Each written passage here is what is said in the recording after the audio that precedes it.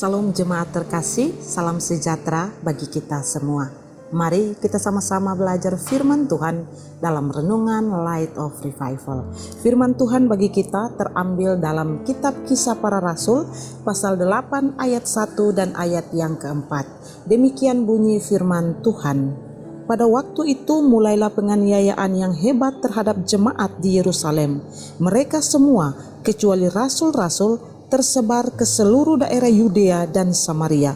Mereka yang tersebar itu menjelajah seluruh negeri itu sambil memberitakan Injil. Kesempatan memberitakan Injil.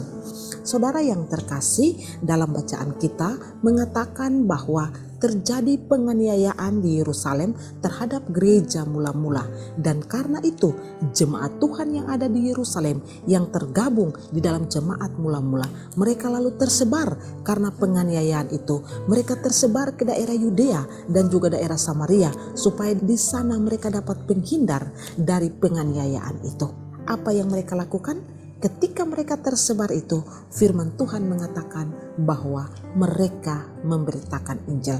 Kalau dalam perikop selanjutnya, di dalam ayat yang keempat dari perikop yang ada, itu mengisahkan tentang Filipus yang memberitakan Injil di daerah Samaria.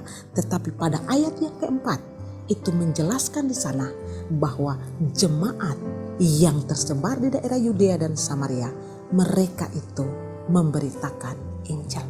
Saudara yang terkasih, hal yang begitu luar biasa, teladan yang begitu indah yang jemaat Yerusalem tunjukkan kepada kita dan menjadi contoh bagi kita orang-orang percaya masa kini.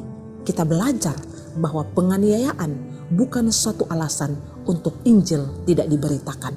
Ya, benar sekali, ada penganiayaan yang terjadi di Yerusalem, tetapi lewat penganiayaan itu mereka tersebar. Dan ketika mereka tersebar itulah mereka memberitakan Injil. Bukankah ini satu teladan yang begitu indah? Bukankah satu hal yang begitu baik yang ditunjukkan oleh jemaat Yerusalem bagi kita? Tantangan, penderitaan, penganiayaan yang mereka alami itu tidak membuat mereka untuk mengasihani diri sendiri.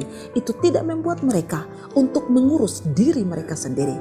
Tetapi di tempat di mana mereka mengungsi, di sana mereka memberitakan Injil.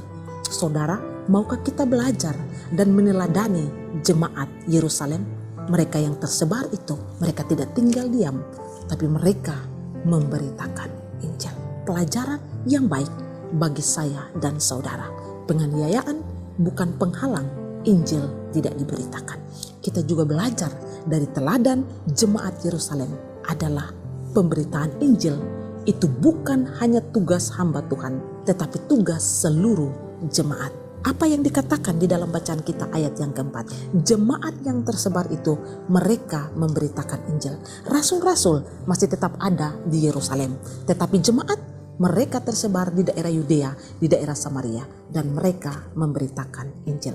Jemaat Yerusalem memberikan kepada kita pelajaran bahwa pemberitaan Injil itu bukan hanya tugas daripada para rasul. Pemberitaan Injil bukan hanya tugas dari para hamba Tuhan, tetapi pemberitaan Injil adalah tugas kita semua sebagai orang percaya. Pemberitaan Injil bukan hal yang terlalu sulit bagi kita sebagai orang percaya. Kita belum pernah mencoba. Kalau kita mencoba, kita bisa mendapati bahwa memang Tuhan mempercayakan kepada setiap kita untuk memberitakan Injil kepada orang lain.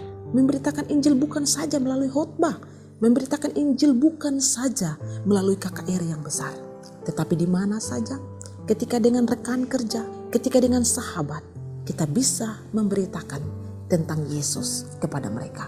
Bagaimana caranya? Mungkin ketika teman-teman kita datang kepada kita, mereka menceritakan tentang kesulitan mereka, mereka menceritakan tentang persoalan yang mereka alami. Kita menjadi pendengar yang baik, tetapi kita juga bisa mengarahkan mereka kepada Tuhan Yesus sebagai sang penghibur, sebagai sumber kekuatan bagi orang yang mau percaya kepadanya. Saudara bisa melakukan hal itu kepada mereka. Karena itu kita belajar tantangan dari jemaat Yerusalem pada saat itu adalah di mana penganiayaan yang membuat mereka tersebar, tapi mereka memberitakan Injil. Ambillah kesempatan selagi Tuhan memberikan untuk kita memberitakan Injil. Kiranya Tuhan memberkati kita. Amin. Mari kita berdoa. Tuhan, terima kasih.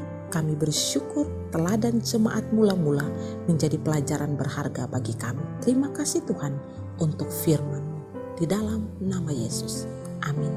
Saudara terkasih, mari terus jadikan firman Tuhan sebagai pelita dan terang di sepanjang hidup kita. Tuhan Yesus memberkati.